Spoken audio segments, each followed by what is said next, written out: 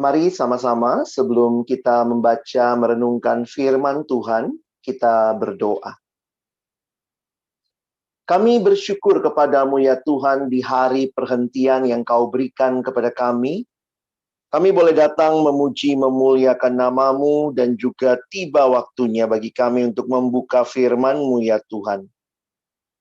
Kami mohon biarlah waktu kami membuka firman-Mu, bukalah juga hati kami. Jadikanlah hati kami seperti tanah yang baik, supaya ketika benih firman Tuhan ditaburkan, itu boleh sungguh-sungguh berakar, bertumbuh, dan berbuah nyata di dalam kehidupan kami, di dalam masa muda kami, bagi kemuliaan-Mu.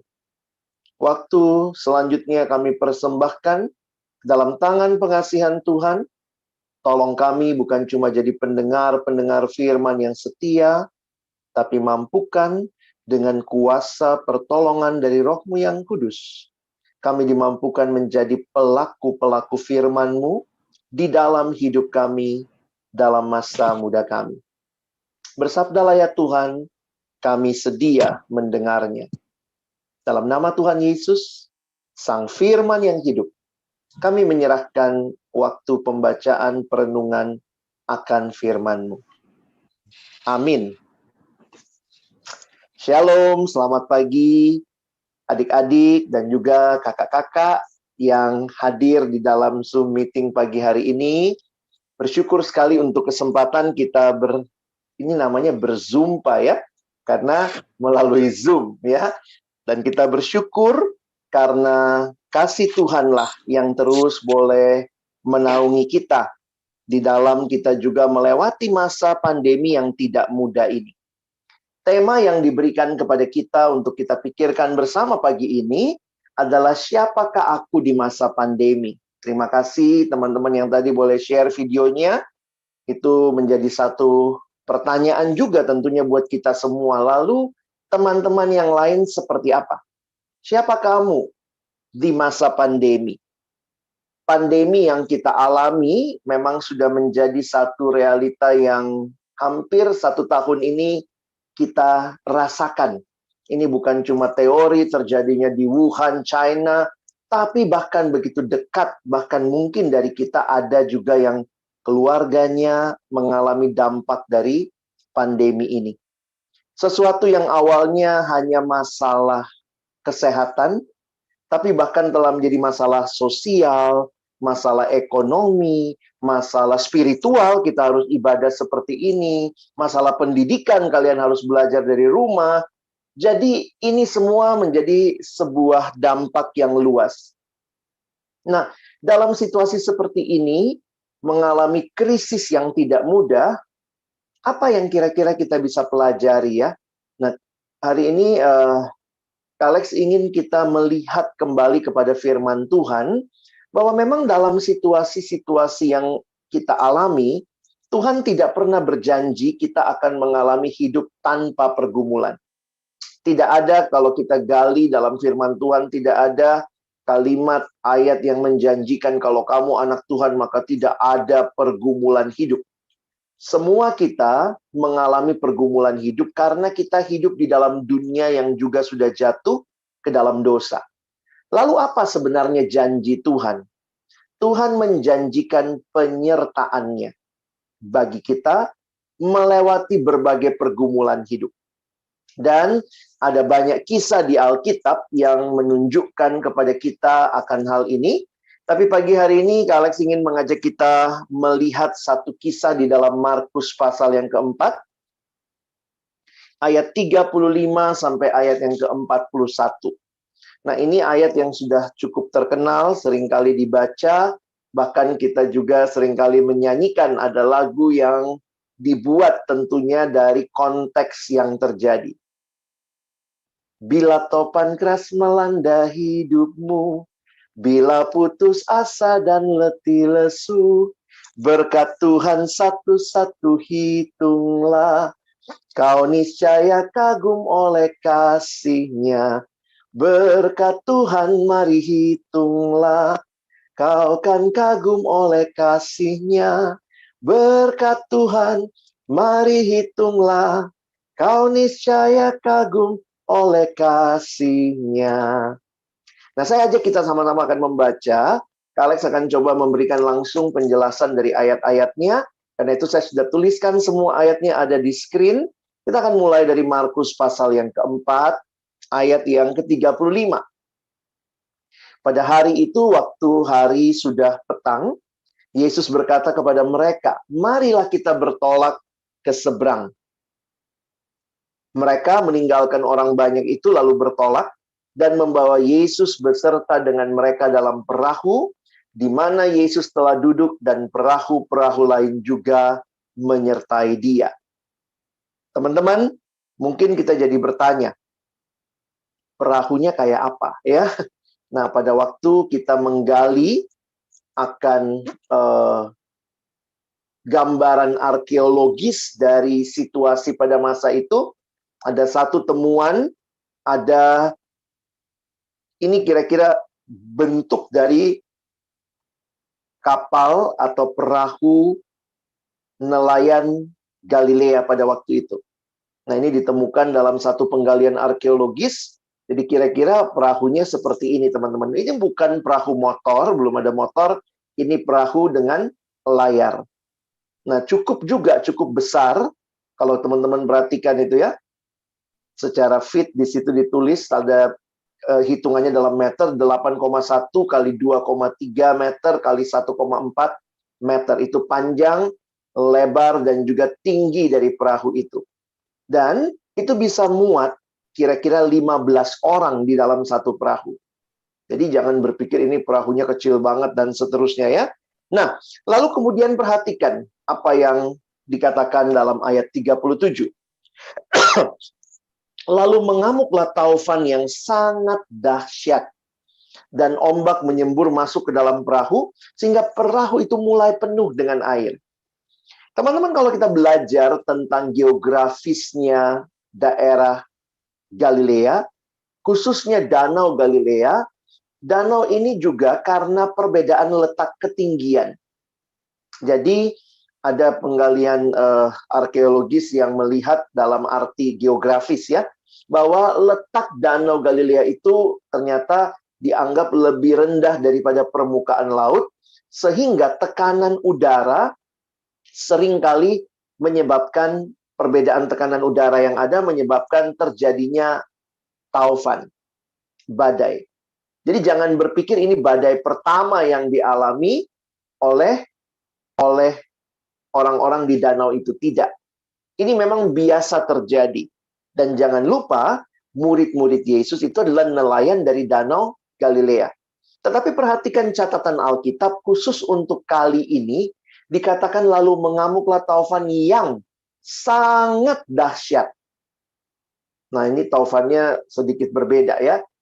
Sangat dahsyat, sampai dikatakan ombak menyembur masuk ke dalam perahu, sehingga perahu itu mulai penuh dengan air dan resikonya pasti bisa mudah tenggelam.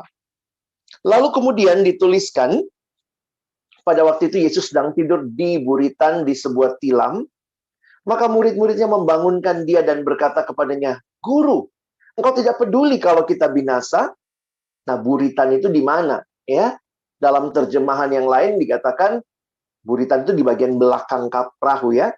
Saat itu Yesus sedang tidur di bagian belakang perahu dengan bantal di atas kepala, lalu murid-muridnya membangunkan dia dan berkata, "Guru, kenapa engkau tidak peduli? Sebentar lagi kita akan binasa."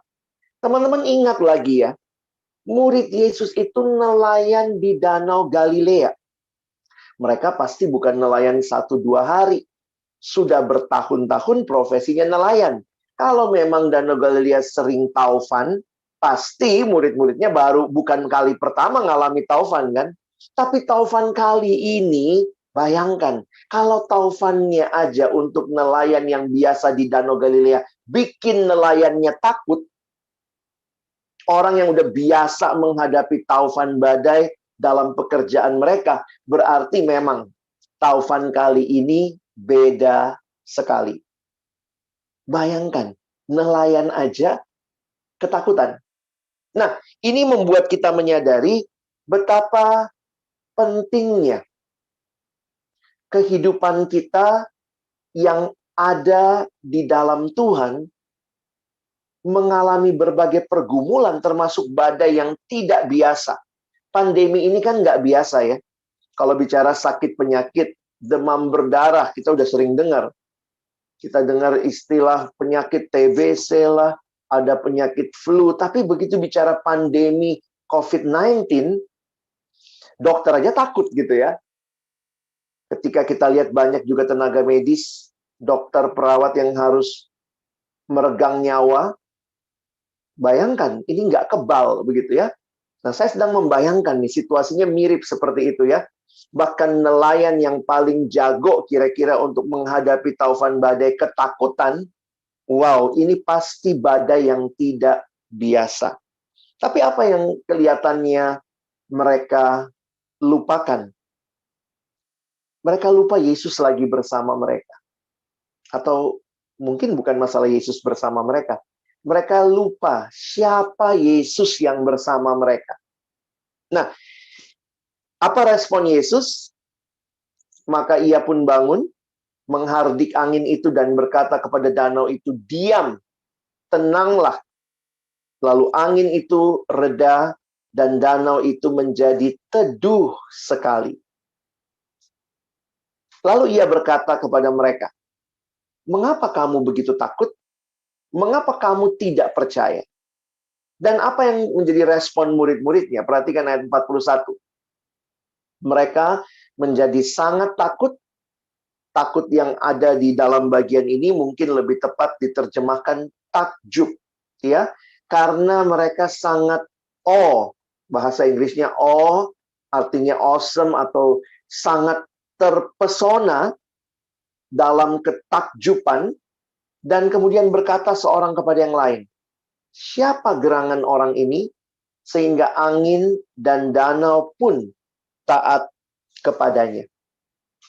Teman-teman perhatikan ya, prinsip yang tadi Kak Alex bilang di awal, hidup di dalam Tuhan tidak berarti hidup tanpa masalah.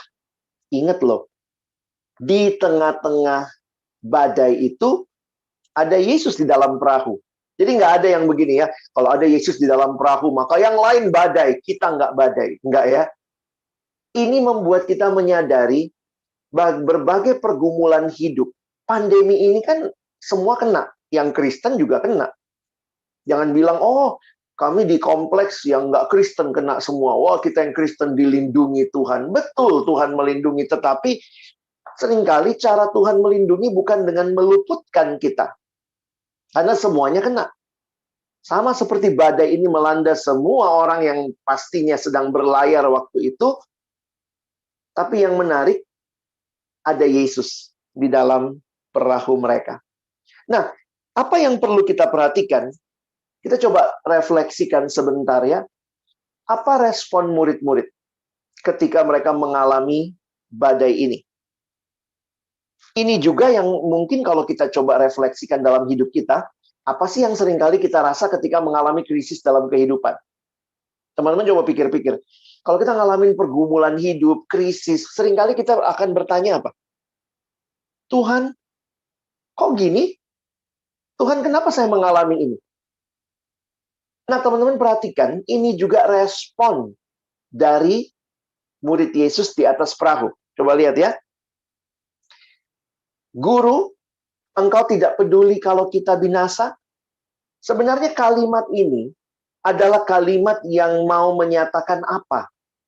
Kalau Kak Alex lihat sih ya, kalimat yang sebenarnya lagi meragukan kasih Allah. Itu juga yang biasa kita alami kalau kita alami pergumulan yang berat ya. Langsung kita nanya, "Tuhan, kenapa sih? Tuhan nggak sayang ya sama saya?" Istilah yang dipakai di sini, Tuhan nggak peduli ya kalau kita binasa. Wah, jadi seringkali pergumulan hidup membuat kita meragukan kasih Allah. Tuhan kayaknya nggak sayang deh sama manusia. Tuhan kayaknya nggak sayang dengan keluarga saya. Kenapa udah 3 orang kena COVID semua? Ada sampai yang meninggal. Tuhan kayaknya nggak peduli. Ini respon-respon yang sangat wajar ketika kita mengalami pergumulan. Karena kenyataannya kita manusia yang terbatas. Kita belum bisa melihat rencana Allah yang sangat luas itu. Dan lihat kalimat Yesus, Ini juga menandakan apa yang dialami murid. Yesus bertanya begini ya, mengapa kamu begitu takut? Jadi, pergumulan hidup itu bisa bikin kita meragukan kasih Allah dan juga merasa ketakutan. Nah, teman-teman, di sini jadi pertanyaan penting nih. Sebenarnya apa sih yang terjadi ketika pergumulan hidup, badai melanda kita, krisis melanda kita, bagaimana seharusnya sikap kita? Kak Alex pikir di sini pentingnya kita mengerti di manakah fokus kita. Atau perlu ditanya kepada siapakah atau apakah yang menjadi fokus kita. Teman-teman, seringkali memang fokus kita adalah kepada pergumulannya. Kita lupa bahwa Tuhan ada di dalam pergumulan kita. Saya ulangi. Seringkali fokus yang kita miliki adalah kepada pergumulannya. Bahkan kita bertanya, Tuhan di mana? Kenapa Engkau tidak peduli dengan kami? Nah, Kak Alex mau coba ya. Saya akan coba main sulap. Ya. Saya coba main sulap, teman-teman. Dalam hitungan ketiga, saya akan membuat kalian semua menghilang. Ya. Saya mau coba dalam hitungan ketiga, saya akan mencoba membuat kalian semua menghilang. Perhatikan saya di layar ya. Saya akan hitung sampai 3. Dalam hitungan ketiga saya buat kalian semua hilang. Pegang saudaramu mungkin yang ada di sampingmu ya. Coba Kak Alex akan lakukan sulap ini. Coba fokus ke kamera, lihat saya. Dalam hitungan ketiga saya akan buat kalian semua menghilang. Siap ya? 1, 2, 3. Kalian semua hilang. Kenapa kalian hilang? Karena ada fokus yang begitu kuat di depan saya. Seringkali dalam pergumulan hidup, kita fokus kepada masalah, kita liatin terus masalahnya ya. Sehingga jangan heran kita bertanya, di mana Tuhan? Di mana Tuhan? Karena mata kita sudah begitu penuh dengan berbagai pergumulan yang kita alami. Tetapi kalau di dalam kehidupan itu yang kita lakukan, ngeri teman-teman. Kalau kamu fokus kepada masalahmu yang besar, jangan heran Tuhan jadi kecil. Mana Tuhan? Mana Tuhan? Tapi sebaliknya, kalau kamu fokus kepada Tuhan yang besar, ada masalah? Ada. Jangan bilang nggak ada juga ya. Ada masalah? Ada masalah. Tetapi Tuhanku jauh lebih besar daripada masalah itu. Teman-teman yang dikasihi Tuhan, murid-murid Yesus fokus kepada badainya. Sampai lupa di dalam perahu ada Yesus. Nah, ini jadi pertanyaan penting buat kita ya. Bagaimana kita di dalam kehidupan ini meresponi berbagai hal yang terjadi? Ada krisis? Ada. Ada pergumulan? Ada. Kita nggak bisa tutup mata. Ada yang meninggal karena COVID ini, ada keluarga kita yang terdampak, ada yang mungkin kena PHK, ada yang mengalami berbagai hal. Ada. Saya nggak bisa bilang nggak ada. Tetapi Tuhan juga ada, dan Tuhan kita jauh lebih besar dari segala pergumulan kita. Jadi sebenarnya hidup itu apa? Hidup itu adalah sebuah perjalanan bersama Tuhan yang tidak pernah meninggalkan kita. Jadi, kalau kita perhatikan, kenapa Tuhan Yesus berjalan bersama muridnya? Apa yang dia mau murid-muridnya pelajari? Karena kan Yesus tidak meninggalkan mereka. Di Markus pasal 4, ayat 35-41, kalau kalian baca kisah ini tadi yang kita baru baca, saya pikir Tuhan Yesus mau mengajarkan. Jangan sampai kita lewat kesempatan belajar ini. Betul ada badai, betul. Tapi murid-muridnya paling tidak di ayat 41 tadi mereka takjub kepada Tuhan. Apa yang mereka pelajari? Mereka nggak pelajari, badai kali ini besar banget ya, lebih besar dari yang pernah kita alami. Luar biasa ngerinya. Hampir mati kita. Aduh, masuk semua air. Itu semua realita pergumulan. Realita fakta yang terjadi. Tetapi pada saat yang sama mereka belajar, Yesus yang bersama dengan kami, dia lebih berkuasa daripada alam ini. Bahkan dia punya kuasa atas alam ini. Waktu dia bilang, diam, tenanglah. Maka semuanya tenang. Teman-teman, sekali lagi saya tidak bilang nggak ada masalah. Masalahnya ada, kita bisa analisa, kita bisa hitung berapa yang meninggal setiap hari, berapa yang terkena dampak, berapa banyak orang yang kehilangan pekerjaan. Betul. Tapi marilah kita juga tidak lupa bahwa Tuhan yang lebih berkuasa daripada semua realita alam itu sedang menyertai kita. Dia bersama dengan kita. Teman-teman, kalau kita pelajari Markus 4 ini, nanti kalian lihat di Alkitab ya. Alex nggak ada kesempatan menjelaskan satu-satu, tapi sesudah Markus 4 itu Markus 5. Kalian masih ingat tentang orang yang gila atau orang yang dirasuk setan maksudnya ya, sehingga dia nampak seperti orang yang gila. Dan kemudian Yesus dan murid-muridnya sampailah ke sana, lalu mengusir setan dari tubuh orang itu dan masuk kepada babi itu ya. Masih ingat kisah itu? Jangan lupa, murid-murid lagi bersama Yesus. Mereka kan life is a journey with Jesus. Mereka waktu lihat itu pasti kaget. Wah, ada kuasa gelap nih, ngeri sekali. Kuasa gelap itu membuat orang ini nggak bisa dirantai, selalu putus rantainya. Itu masalah. Itu masalah, ngeri banget. Tapi hari itu, Yesus mengusir setan itu. Murid-murid belajar apa? Jangan fokus sama masalahnya. Masalahnya ada. Ngeri. Bayangkan, orang ini nggak bisa dirantai dan seterusnya. Tapi mari lihat lagi kepada Yesus. Yesus tuh lebih berkuasa. Dia berkuasa bahkan atas si setan yang tidak punya kuasa di hadapannya. Teman-teman, kalau kita tidak dapatkan ini, saya takut gitu ya, kita kehilangan indahnya hidup bersama Yesus. Masalah betul ada, tetapi Yesusku lebih berkuasa dari semua masalah. Nanti kalian maju lagi ya, di Markus 5, lanjut lagi nih, di ayat 21-nya. Masih ingat? Perempuan yang sakit pendarahan, berapa lama? 12 tahun. Sakit pendarahan 12 tahun itu bukan waktu yang singkat ya. Masalahnya ngeri juga, 12 tahun berarti dia terasing. Kenapa? Orang Yahudi kalau ada yang kena penyakit pendarahan begini, dia tidak boleh ikut ibadah, dia terasing dari masyarakat, makanya ngeri sekali. Ini ngeri loh hidup seperti ini. Bukan cuma penyakitnya, tetapi karena penyakitnya dia terasing dari masyarakat. Tapi perhatikan, jangan cuma lihat masalahnya. Lihatlah bagaimana keyakinan perempuan ini. Kalau kujama saja jubahnya, aku akan sembuh. Dan dia menjamah jubah Yesus, dan dia sembuh. Nah, waktu dia sembuh sebenarnya ya udahlah ya, pergi diam-diam selesai. Kenapa Yesus bilang, siapa yang jamah saya? Siapa yang menyentuh jubah saya? Itu kan bikin muridnya yang lain bingung. Banyak begini orang yang berdesak-desakan. Lalu dia nanya, siapa yang menyentuh? Teman-teman, kenapa Yesus perlu menyuruh perempuan ini maju?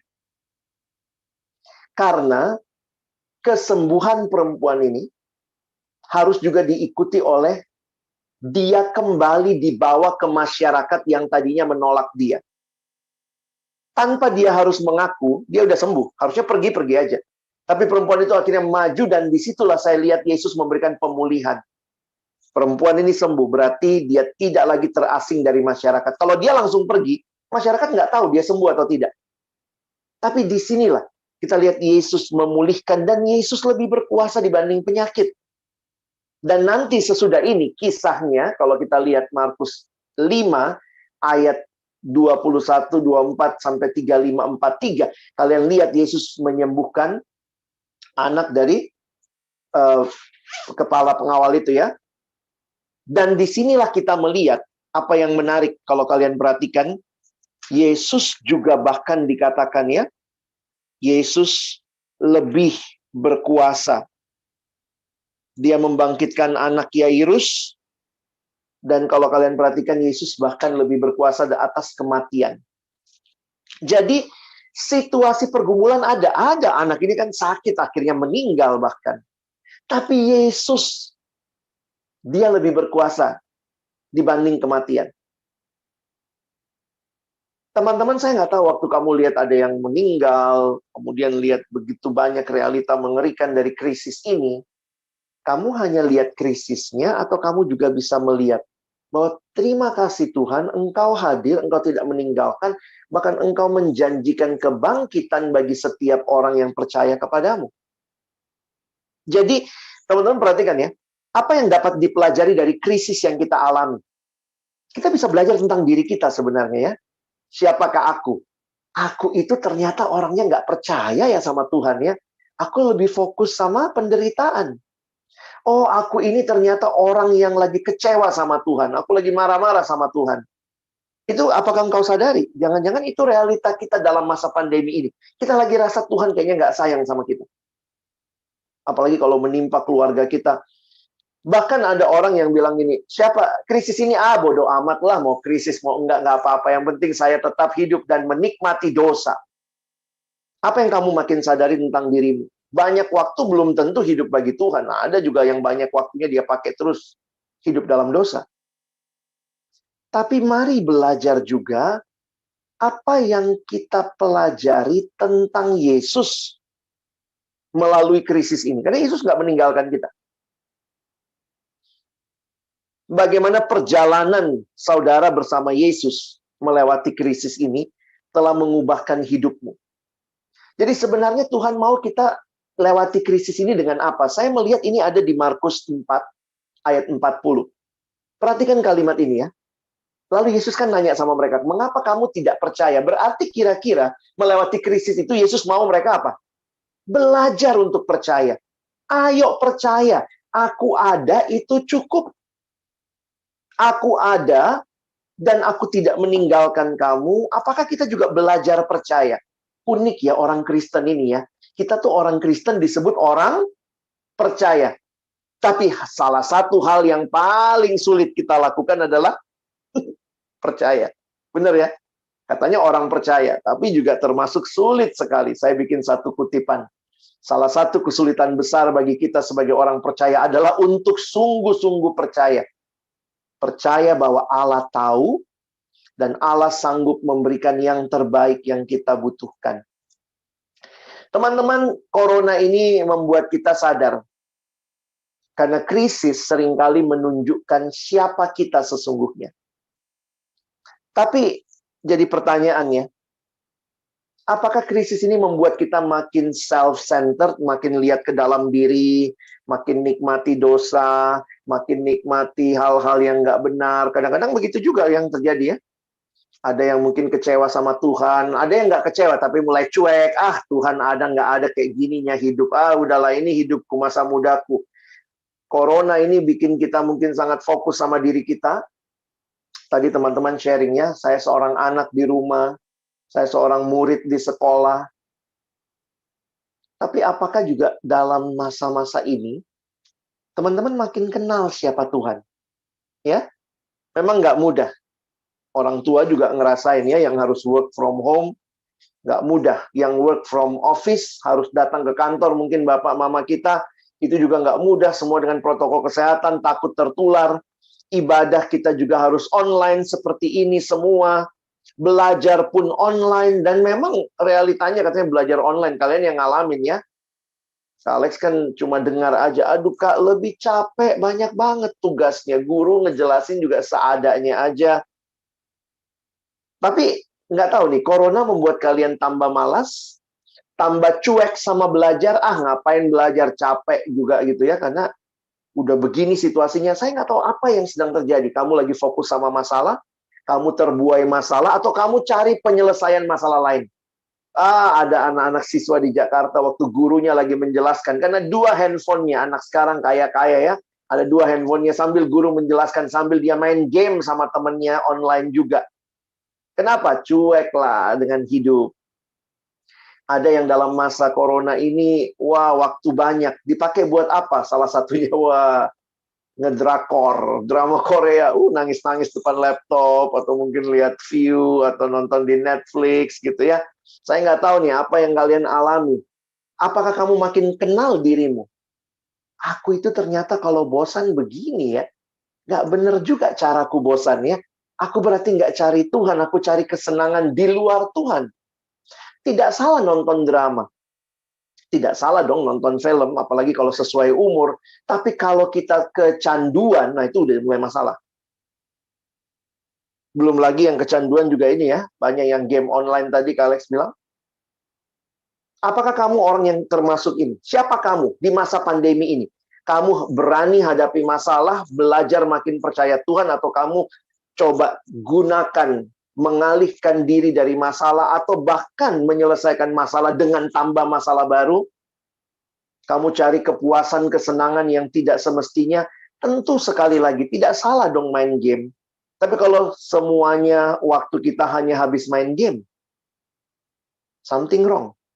Kamu bukan main game, kamu sudah kecanduan game. Kalau main itu ada nikmatnya, kapanpun bisa ditinggal, bisa main lagi. Kalau kecanduan, tidak bisa tidak main.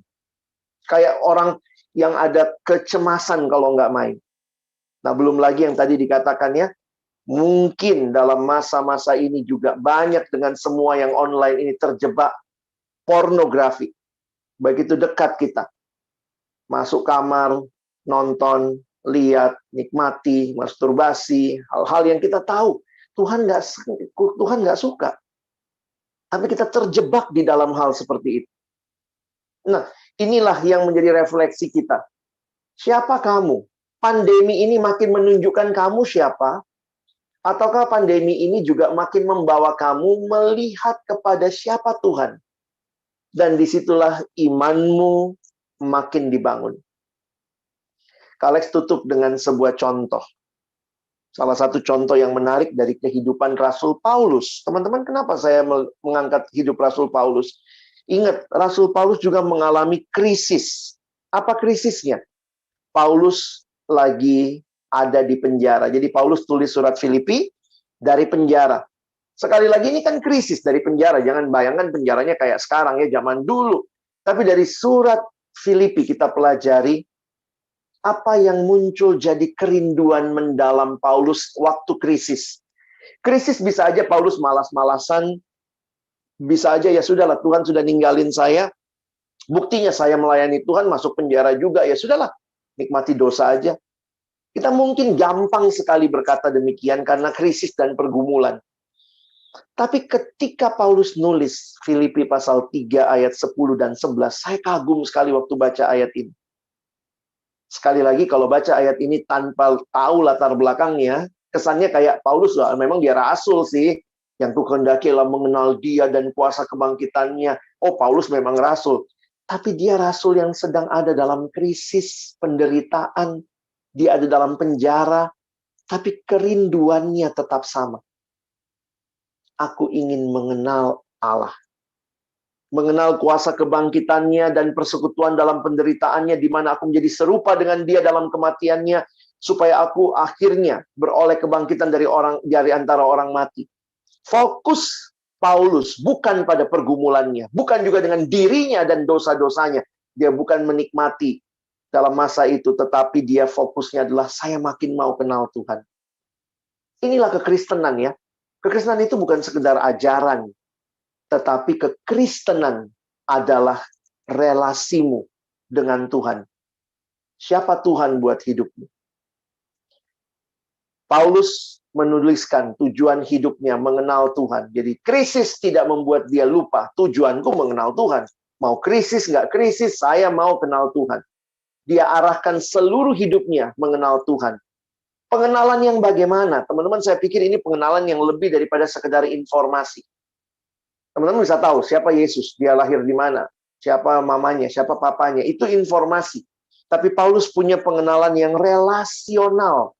Sehingga dia katakan yang kuhendakilah mengenal dia dan mengalami kuasa kebangkitannya. Jadi pengenalan yang melibatkan pengalaman, bahkan melibatkan perubahan, transformasi. Karena lihat Paulus bilang apa? Aku rindu, pengenalanku itu makin membuat aku menjadi serupa dengan Dia. Teman-teman, apakah krisis ini bikin kamu makin mirip Yesus? Di rumah, cara ngomongnya ke papa mama makin mirip Yesus. Sabar, kadang-kadang kan dalam masa semua di rumah, tensi kita meninggi ya.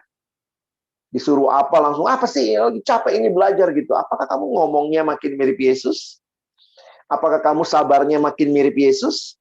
Apakah kamu kasihnya makin mirip Yesus? Kamu makin berubah mirip Yesus, ataukah ternyata pandemi ini makin menunjukkan siapa kamu yang hidup tanpa Yesus? Harusnya kita yang sudah mengenal Tuhan menunjukkan apa artinya kita anak-anak Tuhan. Pertanyaan lebih lanjut, kamu makin bertumbuh nggak? Tadi banyak bilang ya, waktu banyak. Makin bertumbuh nggak? Makin kita pakai baca firman? Bangun hidup yang berakar dalam firman Tuhan? Atau kita menikmati dosa? Kalau nonton drama sudah kecanduan, 2-3 episode satu malam, tahan mata. Baca Alkitab baru 2 menit. Udah ngantuk. Apa yang salah dengan kerohanian kita? Firman Tuhan diberikan untuk mengajar, menyatakan kesalahan, memperbaiki kelakuan, mendidik orang dalam kebenaran. Bagaimana bertahan dalam krisis? Baca firman Tuhan. Jangan mimpi mengetahui kehendak Tuhan kalau kau nggak pernah buka Alkitabmu. Banyak anak remaja gitu, Kak Alex, saya mau tahu Tuhan mau apa dalam hidupku. Saya bilang, kau rajin baca Alkitab nggak? Ya itulah Kak masalahnya, saya susah baca Alkitab. Loh, mau tahu kehendak Tuhan, nggak mau baca firman-Nya, nggak mau baca perintahnya, mau tahu dari mana? Mau tahu dari mimpi. Oh, Tuhan nggak berbicara seperti itu.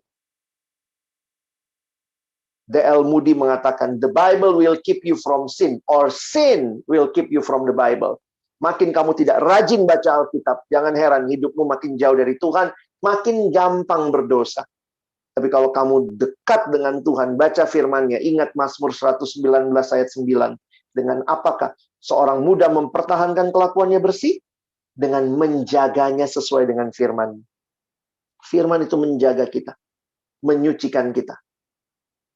Dan jangan lupa kita punya komunitas ya. Teman-teman punya kebaktian seperti ini. Ada kakak-kakak yang bisa jadi teman, jadi sahabat, mendoakan. Bertumbuhlah dalam komunitas. Jangan malas datang kebaktian. Jangan malas kalau dikontak nggak balas. Aduh kakak itu ngontak lagi. Ayo balaslah. Ceritakan apa yang mungkin mau didoakan. Jadi kita dalam masa-masa seperti ini jangan menyerah. Ya, terus bangun relasi dengan Tuhan, dengan komunitas.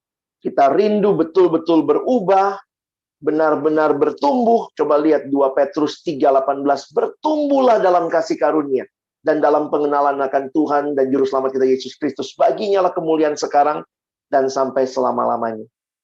Sekali lagi, kekristenan bukan agama semata-mata. Kita adalah orang-orang yang berelasi dengan Tuhan. It's about relationship with God. Yang waktu engkau berelasi dengan Tuhan, kau makin dibawa serupa dengan Tuhan dan makin beda sama dunia. Jangan makin mirip dunia. Mesti berbeda. Studimu kelihatan berbeda. Anak-anak lain waktu pandemi lagi malas, guru menerangkan juga malas didengar. Saya tidak.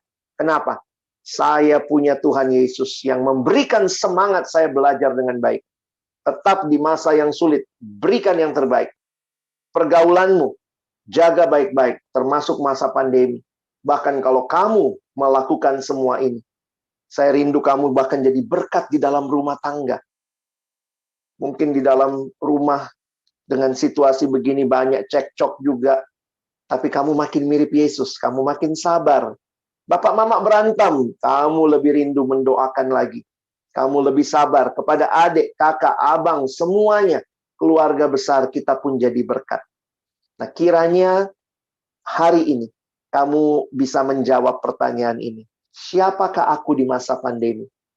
Dan Kak Alex rindu kalian bisa berkata, saya semakin mau kenal Tuhan, saya semakin berubah, semakin serupa dengan Tuhan, sehingga ketika berbagai pergumulan ada, saya tetap bisa bertahan dan semakin percaya kepada Tuhan. Kiranya Tuhan menolong kita, tapi jadi pelaku firman. Kita memasuki sesi tanya jawab. Sebelumnya aku sapa lagi ya. Shalom semuanya, apa kabar? Pasti sukacita ya. Karena kita masih diberi kesempatan untuk mengikuti ibadah Zoom hari ini. Aku dan Gloria di sesi ini akan memandu kalian untuk tanya jawab yang akan dijawab oleh pendeta. Kita langsung saja masuk ke sesi tanya jawab ya. Jika teman-teman ada pertanyaan tentang apa sih yang dimaksud siapakah aku di masa pandemi, atau pergumulan di masa remaja ini bisa ditanya ya. Nah, iya, mungkin teman-teman masih pada bingung apa peran kalian di saat seperti ini. Bisa langsung bertanya on mic atau tulis pertanyaannya di room chat dan nanti akan dijawab oleh Pak Pendeta.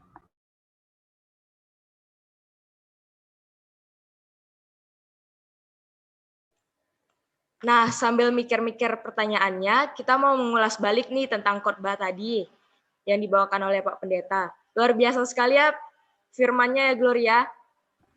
Ya, firman-nya luar biasa sekali, sangat menambah wawasan dan kayak tadi yang ukuran perahu dan kalau taufan di Danau Galilea itu emang lumayan sering terjadi, itu aku pribadi baru tahu. Mungkin kalau ukuran kapalnya udah pernah ya dibahas, tapi kalau yang masalah taufan itu aku sendiri baru tahu.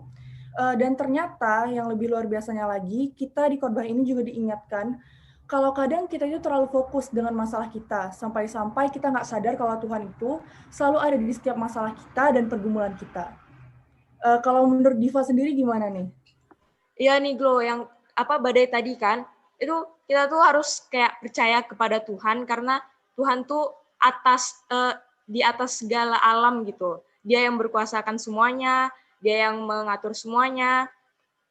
Terus percaya aja di pandemi ini ya Tuhan bekerja juga, walaupun banyak yang sakit berjatuhan, tetap aja Tuhan melindungi dan mengatur semuanya. Tuhan udah rencanakan semuanya.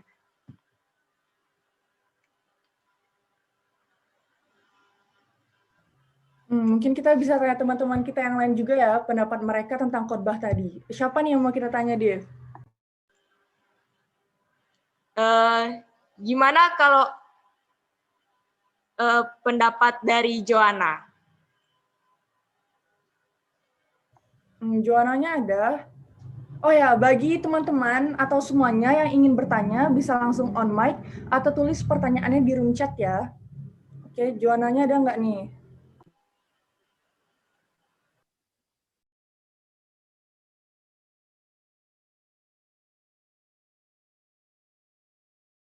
On mic dulu, Joanna.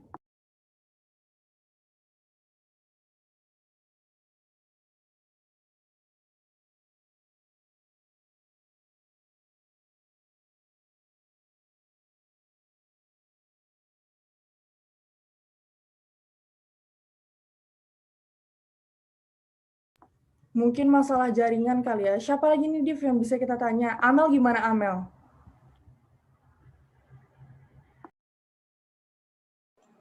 Gimana pendapat Amal tentang khotbah tadi?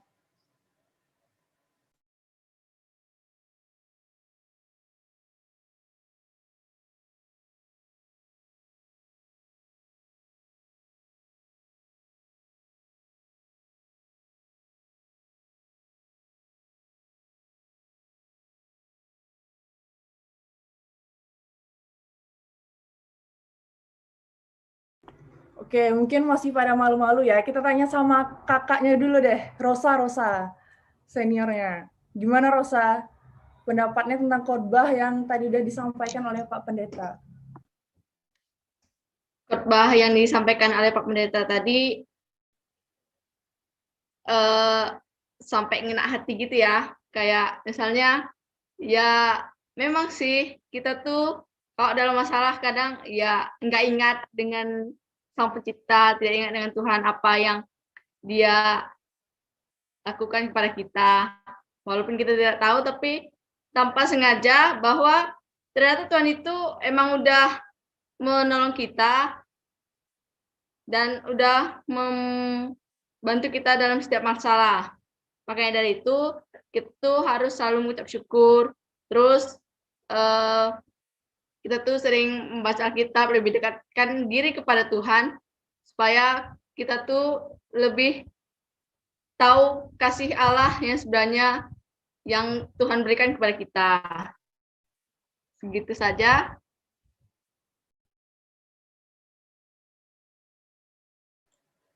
Terima kasih Rosa atas pendapatnya tentang khotbah pendeta tadi.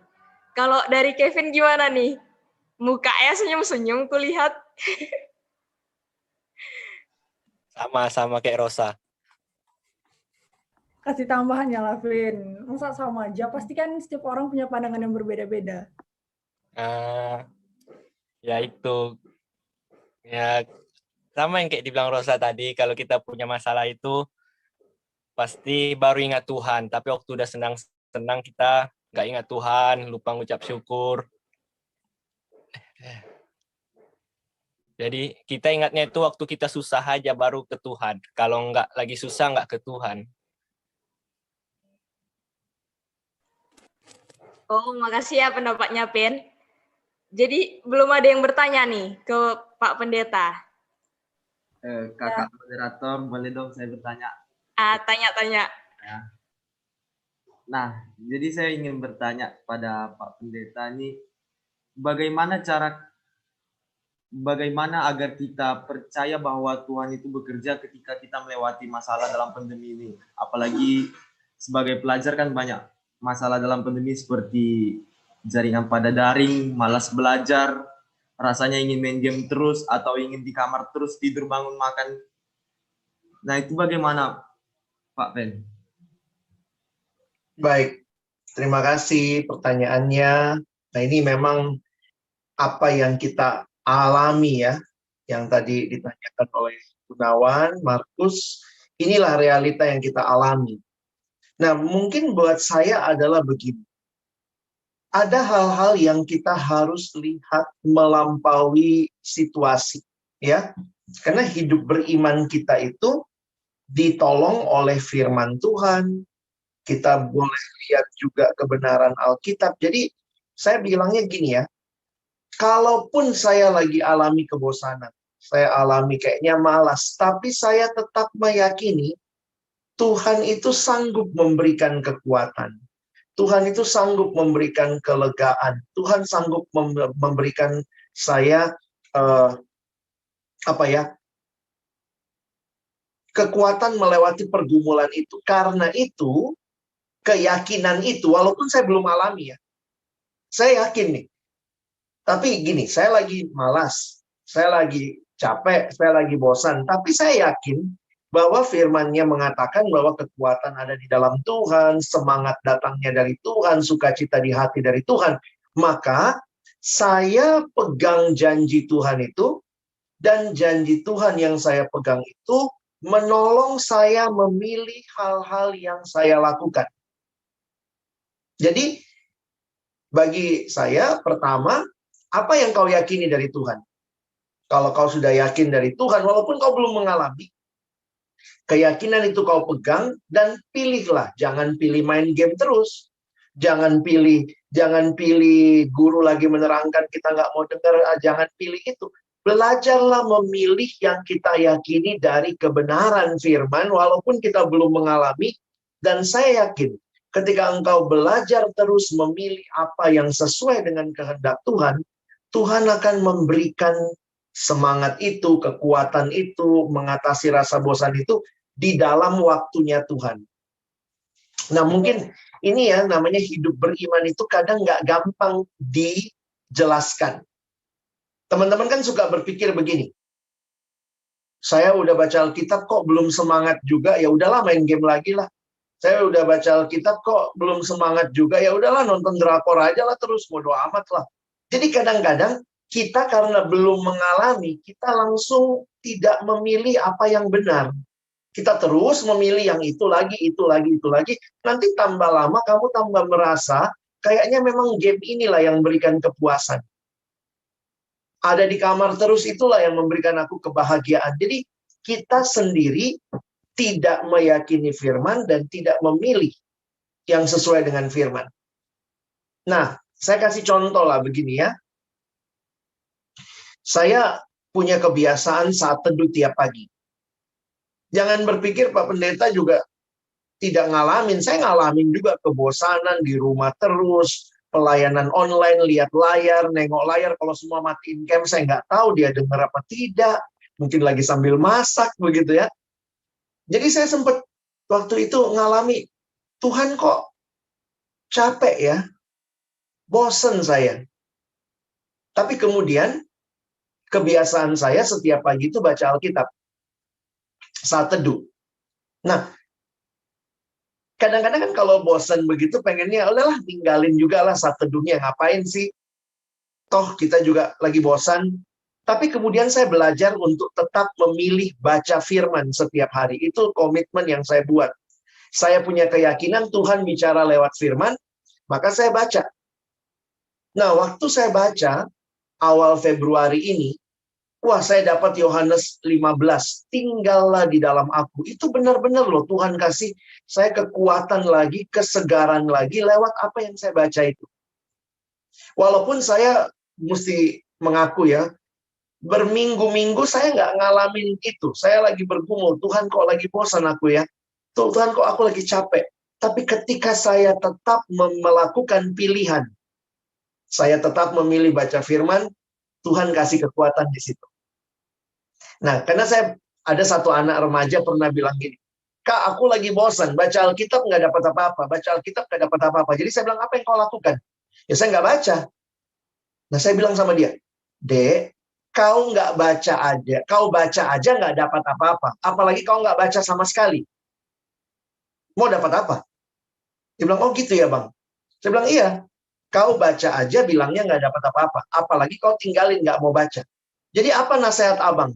Saya bilang, meskipun kau tidak dapat apa-apa sekarang, tetaplah pilih apa yang benar. Tetaplah pilih apa yang baik.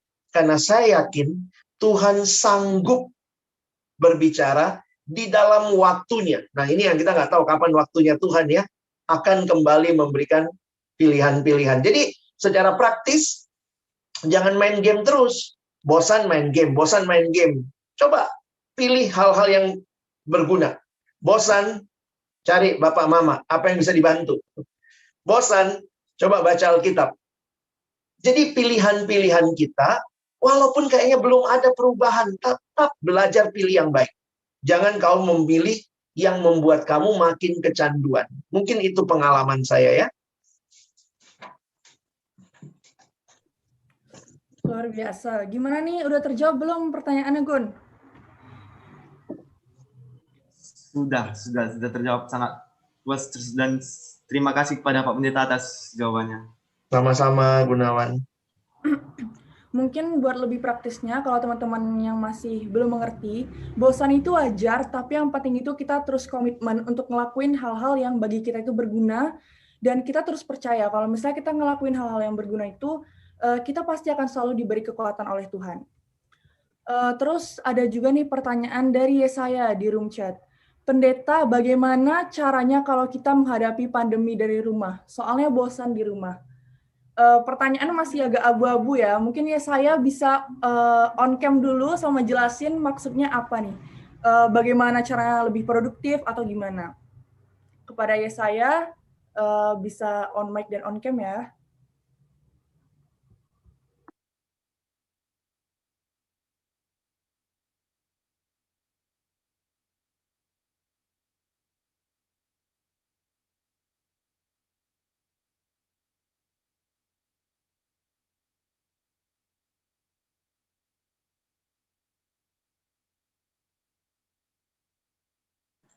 Oke, karena Yesayanya nggak on cam sama on mic, mungkin itu aja pertanyaan dari Yesaya Pendeta. Bagaimana cara kita menghadapi pandemi dari rumah? Soalnya bosan di rumah. Iya, mungkin perjawaban saya ya sedikit banyak sama dengan bentuk Gunawan tadi ya. Sebenarnya kebosanan itu sesuatu yang perlu kita telaah. Kita ini makhluk yang gampang bosan. Waktu sekolah offline aja bosan juga nggak? Ya, pagi-pagi bangun susah. Aduh, bosan kali aku sekolah. Jadi sebenarnya jujur aja kalau saya lihat-lihat, kita itu mau lagi online, mau lagi offline, memang dasarnya kita tukang bosan. Ya, jadi jangan gampang menyerah kali ya adik-adik ya. Jadi misalnya begini, cari tahu kenapa kamu bosan. Sebenarnya kan ada kalimat cantik begini ya, bahwa hati manusia biar kecil, namun jika seisi dunia diisi ke dalamnya, tetap tidak akan bisa memuaskannya. Karena hati kita diciptakan oleh Allah untuk diisi oleh Allah. Jadi sebenarnya mau seluruh dunia kau isi, tidak akan bisa memuaskan hidupmu kalau kau tidak berjumpa dan menikmati kepuasan sejati di dalam Kristus. Itu mirip seperti begini. Kamu haus sekali. Lalu kemudian karena kau haus sekali, kau pergi ke laut, kau minum air laut. Tambah minum, tambah haus. Nah, saya menyadari ya, seringkali kita berpikir begini, mengatasi kebosanan, main game. Jujur, pernah nggak bosan main game? Jujurlah, pasti pernah. Udah main, bosan juga. Ada lagi game baru nggak? Waktu main game baru, udah main, bosan juga nggak? Lagi nonton drama Korea, nonton, ih, bosan juga. Sekarang kan malah bisa gitu ya, nonton satu, nonton yang satu lagi, bisa aja 3 drama lagi kau tonton bersama. Waktu lagi bosan ini, yang sini 2 seri, yang sini setengah juga nggak kelar. Jadi sebenarnya kita tuh makhluk yang tukang bosan. Itu hanya menunjukkan bahwa hati kita itu hanya bisa dipuaskan oleh Kristus. Karena itu, di tengah situasi seperti ini, tetap ingat cari Tuhan, nikmati relasi dengan Tuhan, dan belajar jadi berkat buat orang lain. Salah satu cara mengatasi kebosanan dari rumah, belajar jadi berkat buat orang lain. Saya ketemu seorang siswa, ini kira-kira 5 tahun lalu, saya ketemu seorang siswa yang saya kagum juga ya. Dia anak yang punya line group. Teman-teman tahu ya, anak-anak sekarang kan kalian punya line ya. Dia bikin line group, entah bagaimana caranya dia promosiin line grupnya. Followernya di line group itu 4.000-an. Kaget saya. Waktu dia ketemu saya waktu ngobrol sama dia bilang, iya Kak, saya tiap pagi posting buat orang-orang di line group saya. Berapa orang? 4.000-an Kak. Hah? Anak kelas 2 SMA mengelola sebuah line group, pagi-pagi tuh yang dia lakukan apa? Dia sadar, dia bilang, saya kan nggak bisa khotbah Kak, saya kan nggak bisa ini. Jadi dia cari gambar atau ayat, dia posting tiap hari. Nah ternyata dia bilang, kakak tahu, ada juga loh yang kontak DM saya, ada yang konsultasi, tanya-tanya. Dipikir saya ini hamba Tuhan Kak, saya cuma anak SMA. Ada yang bahkan konsultasi sama suaminya mau cerai. Mana saya ngerti gitu ya. Tapi dia bilang gini ya, saya refer ke hamba Tuhan. Jadi poinnya dia bilang gini, saya cuma ingin berbagi apa yang saya nikmati dengan Tuhan setiap hari. Wah, saya kagum tuh. Mengatasi kebosanan, pikirlah, bukan apa yang kau lakukan buat dirimu, karena itu makin bikin makin bosan sebenarnya. Tapi belajarlah melihat apa yang kau bisa lakukan bagi Tuhan dan bagi sesama. Maka tadi yang abang bilang ya, kadang-kadang kalau bosan, keluar dari kamar, tanya mama bapak, apa yang bisa saya bantu? Makin kau di kamar, makin bosan kau. Percaya saya. Jadi kadang-kadang kita tuh suka mengatasi kebosanan dengan makin fokus sama diri. Makin self-centered. Itu nggak akan mengatasi kebosanan. Makin bikin tambah bosan. Tapi belajar seperti firman Tuhan katakan, kasihilah sesamamu manusia seperti dirimu, dan jadilah berkat, kasihilah Tuhan Allahmu dengan segenap hati. Kamu punya media sosial. Kamu posting apa? Postinglah sesuatu yang bisa memberkati orang lain. Itu juga cara untuk mengatasi kebosanan. Kita punya Instagram. Bikinlah IG story. Teman-teman, hari ini lagi bosan saya. Apa yang bisa saya doakan untukmu? Tulislah. Orang tulis pokok doanya ya kau isilah waktumu dengan mendoakan orang lain. Itu nggak bosan. Ya mungkin itu nggak biasa aja buat kita ya. Kita mesti membiasakan. Oke, itu mungkin jawaban saya. Oke, terima kasih kepada Pak Pendeta. Selanjutnya ada juga yang mau bertanya lagi.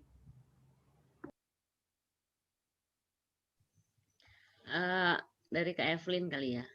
Halo Bang Alex. Halo. Selamat pagi. Selamat pagi. Terima kasih untuk hari ini, sangat menguatkan dan sangat mengingatkan kita sebagai anak Tuhan. Awal-awal pandemi dari bulan 3 di Indonesia kali ya, sampai bulan 6 kita di sekolah minggu itu stuck gitu. Tidak melakukan apa-apa karena tidak tahu ya kan gitu.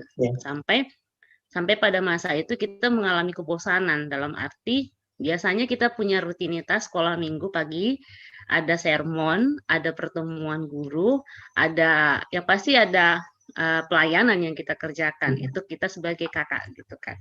Tapi ketika kita sampai pada masa bulan itu, kita berpikir seperti apa ya gitu. Dan sebagai pribadi yang memang sudah mengenal Tuhan, sama seperti dibilang Bang Alex, saya setuju gitu, punya kebosanan, bahkan kalau saya pernah meninggalkan saat teduh gitu kan, karena Tuhan ini kenapa gitu, yang biasanya kita bangun pagi ada olahraga, nge-gym, ketemu dengan teman, pelayanan apa kata, tapi pada saat itu kita merasa ada apa gitu. Saya setuju dan itu yang saya lakukan, kembali lagi kepada siapa dan untuk apa saya hidup gitu. Kalau Tuhan mengizinkan kita mengalami pandemi, pasti Tuhan juga punya tujuan kepada pribadi kita masing-masing gitu. Karena jika Tuhan mengizinkan kita sampai saat ini terluput dari pandemi, bahkan sehat, itu yang selalu kita doakan setiap hari, itu mengingatkan bahwa saya punya tujuan gitu, saya punya tujuan untuk hidup gitu, sama seperti yang kami kakak-kakak yang selalu mengingatkan kalian bahwa apakah tujuan hidupmu gitu. Bahkan 2 minggu lalu ketika Kak Evan membawakan firman, yuk mari membuat sesuatu hal yang bermanfaat ketika kita masih hidup. Dan satu hal yang dipelajari ketika pandemi ini memudahkan kita untuk mengabarkan Injil gitu ya, menjadi duta-duta Kristus walaupun masih kecil gitu, lewat Instagram. Dan saya setuju dengan yang diberikan itu 5 tahun lalu ya Bang Alex ya, 5 tahun lalu dia sudah punya line group gitu. Justru sekarang kita punya media yang banyak sekali. 5 tahun lalu belum ada sebanyak sekarang, ada TikTok, ada FB, ada apa gitu. Justru sekarang lebih banyak media yang mengingatkan kita untuk berbagi akan firman Tuhan. Bukan hanya ayatnya yang kita angkat, tapi kehidupan yang nyata yang orang lain bisa menyaksikan bahwa Kristus tetap ada di masa pandemi. Gitu. Semoga adik-adik semakin rindu bertumbuh dan semakin sungguh-sungguh mencari Tuhan, bahwa Tuhan tidak sengaja mengizinkan pandemi ada. Tuhan tidak langsung mengatakan bahwa Tuhan tidak mengizinkan itu terjadi begitu saja, tapi Tuhan mempunyai tujuan bagi pribadi kita masing-masing. Biarlah pertemuan kita hari ini, renungan kita hari ini mengingatkan kita bahwa kita punya tujuan untuk hidup dan jangan disia-siakan. Terima kasih, Tuhan Yesus memberkati. Terima kasih Kak Evelyn.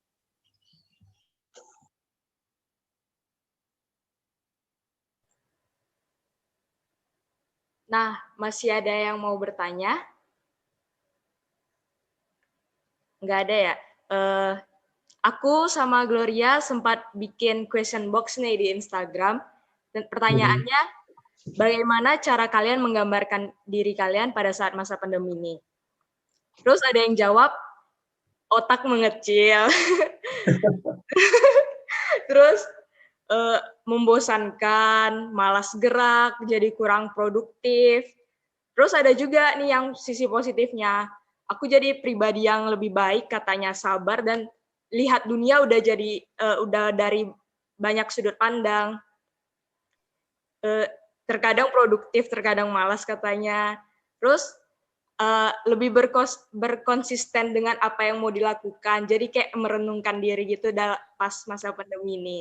Kalau dari kau Gloria gimana? Kan aku juga sempat share nih kan question box di Instagram, bagaimana cara kamu menggambarkan dirimu di masa pandemi. Kurang lebih responnya hampir sama sih dengan yang responnya udah Diva bacain tadi. Tapi tetap aja ada yang jawab bingung. Masih banyak ternyata orang-orang yang bingung cara menggambarkan dirinya di masa pandemi. Tapi ada juga yang bilang jadi lebih produktif, jadi lebih sadar kalau misalnya aku itu punya hobi baru gitu loh. Misalnya dari tugas yang disuruh menggambar, dia sadar kalau misalnya dia itu punya potensi untuk menggambar. Ada juga yang bilang, seorang manusia yang berkubang dalam kebosanan dan frustasi dengan tugas-tugas. Ternyata di masa pandemi ini kita juga emang nggak bisa pungkirin kalau misalnya, apalagi sebagai pelajar, kita tuh bosan dan juga terkadang kita tuh frustasi sama tugas-tugas yang udah dikasih sama guru-guru. Tapi sekali lagi dari khotbah hari ini dan dari sesi tanya jawab kali ini kita bisa mengambil kesimpulan kalau misalnya bosan itu wajar, tapi bagaimana kita berkomitmen untuk bisa lagi melakukan hal-hal yang berguna bagi kita, karena hal-hal berguna itu tuh bakal berguna bagi diri kita sendiri dan juga bagi orang lain. Gimana kita percaya sama Tuhan kalau Tuhan itu selalu memberikan kita kekuatan untuk melakukan hal-hal yang pastinya menjadi berkat bagi orang lain. Kira-kira gitu sih, Diva. Oh, dari pendeta ada yang mau pendeta tanya, ucapkan lagi ke kami? Tambahin. Thank you. Kesimpulan dan juga apa yang teman-teman sharingkan sangat luar biasa, karena bagi saya memang ini proses ya. Selalu ingat kita sedang ada dalam sebuah proses, dan proses itu seringkali nggak langsung kelihatan hasilnya. Nah, jadi ini yang saya sekali lagi mau ingatkan, kalau belum ada perubahan, tetap belajar memilih yang baik.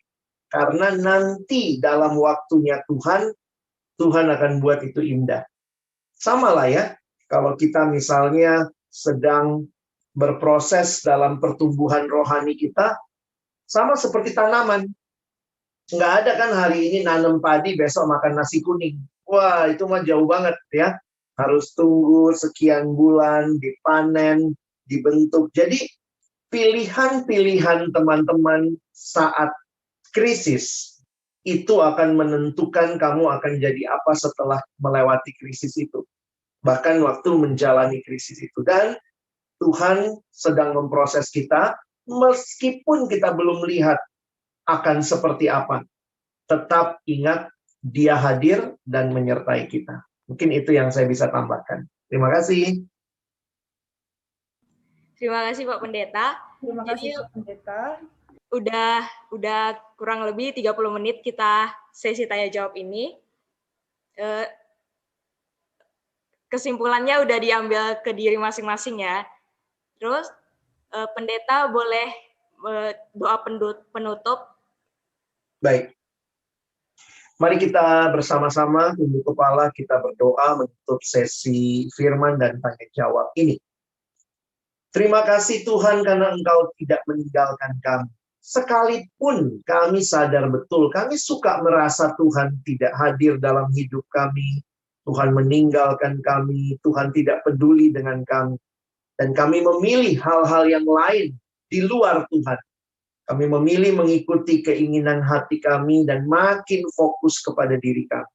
Tapi hari ini, terima kasih kami belajar dari firman-Mu, kami belajar dari diskusi tanya jawab kami, bagaimana kami terus boleh bertumbuh di dalam Tuhan, melewati krisis ini juga, berbagai pergumulan dengan tetap bersandar kepada Tuhan, berfokus kepada Tuhan, mengandalkan Tuhan, membuat pilihan-pilihan yang tepat sesuai dengan kehendak-Mu. Hamba berdoa bagi seluruh adik-adikku, tolonglah di dalam masa ini mereka juga mengalami apa artinya hidup yang indah di dalam Tuhan. Kami bersyukur juga untuk semua kakak-kakak yang boleh terus membimbing adik-adik, mengingatkan, menyemangati, membawa mereka hidup di dalam jalan kebenaran.